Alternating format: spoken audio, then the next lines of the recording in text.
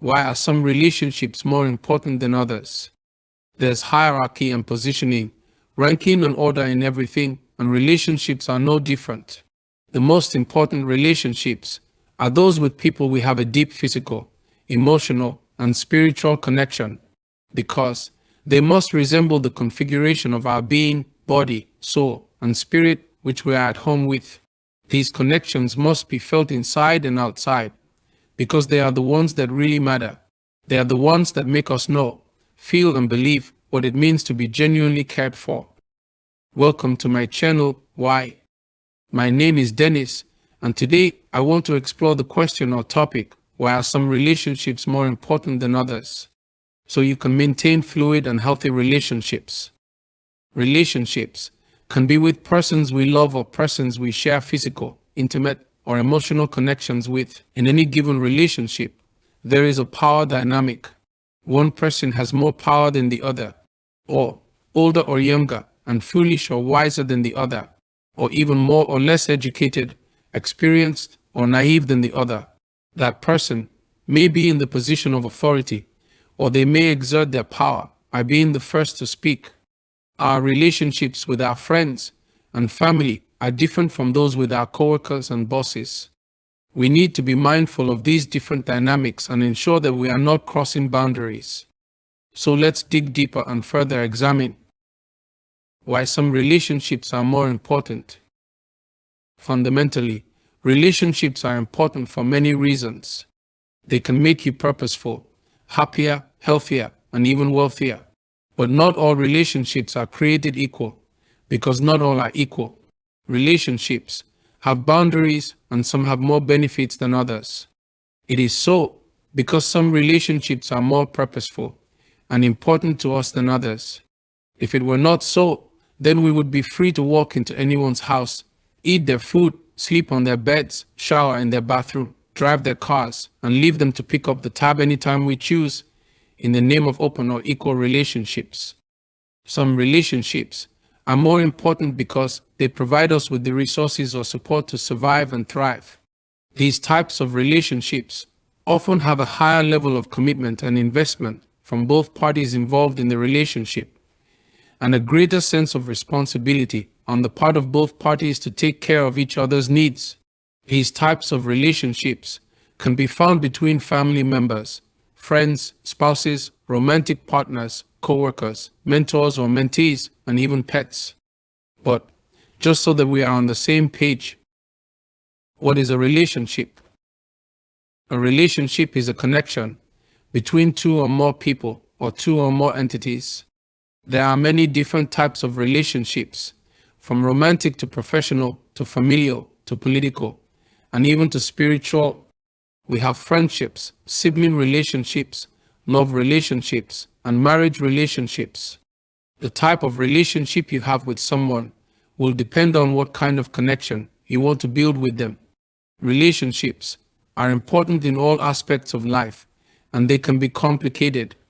Nevertheless, they are important in our lives because they can help us grow and understand ourselves better by having somebody to share our thoughts and feelings with, as well as our highs and low moments, weaknesses and strength, and failures and accomplishments. And these are what makes us have best relationships, because they are fluid and healthy. We agree that relationships are a fundamental part of life. They can be, and for many people have been, the source of great joy and happiness. But they can also be challenging and stressful. The key to a healthy relationship is understanding its advancement and completeness equation and maintaining a balance between the two extremes. It is important to remember that relationships are not one-sided, otherwise they wouldn't be a relationship, which is a connection. Both parties or partners need to work on their own behaviors in order for the relationship to thrive. If one person tries too hard, it may cause resentment or envy in the other person, eventually leading to an unhealthy relationship. In order for a relationship to be successful, both people must be willing and able to make compromises with each other and give each other respect and space when needed. But you must understand that compromises in a true relationship is not about a 30-70, 80-20, or even a 50-50% completeness equation. Compromise is a trade-off in the way most people understand it, which is a win-lose or even a lose-lose for many people. They say, you lose some to gain some. But God Almighty did not design relationships for us to lose. Bible teachers say that God increases you by adding to you through relationships. So, a genuine relationship is a win-win type for all parties or partners.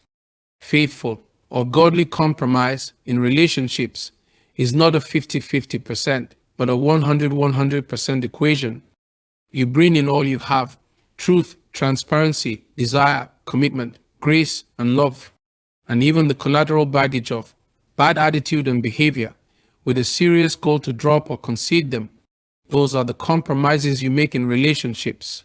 You kill destructive behaviors in a heartbeat because you do not need them in any true relationship, and because they make you lose, and you must win to fulfill purpose. Keeping bad attitudes or behaviors increases friction, generates a lot of heat, and prevents both partners' needs and wants from being met without having any misunderstanding. It also hinders fluid relationships, which are the best type of relationships because they constantly change, grow, and evolve with grace. In a healthy relationship, both parties have the freedom to explore their desires, needs, purposes, and boundaries in truth and grace with integrity and commitment. It means that one person's needs may change at any time, and it is okay for the other person to positively change their actions in response, so that the completeness equation for a fluid and healthy relationship rounds up at 100% all the time for both parties. But then, there's a type of relationship that is somewhat important to consider. These are ones in which one partner has greater power than the other. In the context of relationships, power, or in particular cases, authority, is a measure of the ability to control or influence others. Power in a relationship can be exercised in different ways. Power may be exerted by physical force, coercion, consultation, consent, or manipulation. It may also be exercised more subtly through emotional pressure and guilt-tripping. But true power, and the kind that matters, is the power of authority that is exercised in truth and love, and for the benefit of those under it that it represents.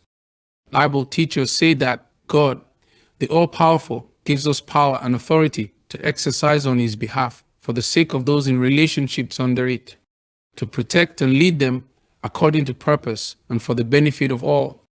We recognize that there are many different types of relationships, and every relationship is different. But some relationships have power imbalances in them. These relationships are not necessarily bad in the case of parents and children, or bosses and subordinates. But it is important to be aware of the power dynamics in order to make sure that both parties or all partners feel safe and respected, because such recognition helps people in a relationship understand, maintain, and protect the boundaries that keep or make some relationships more important than others. In closing, while one type of relationship with a power imbalance breeds an unequal partnership and representation in relationships, it happens because of the perception of inequity, and inequity speaks of lack of fairness or unfairness. No relationship should run on a 60-40 or 20-80% equation. You are not allowed to let your bad attitude compromise any relationship. Understand your type of relationship, prioritize it, stave off unimportant ones according to ranking, and balance your positive attitudinal contributions at 100% each to preserve health and maintain fluidity, which signifies to all involved in the relationship that all is well and going well.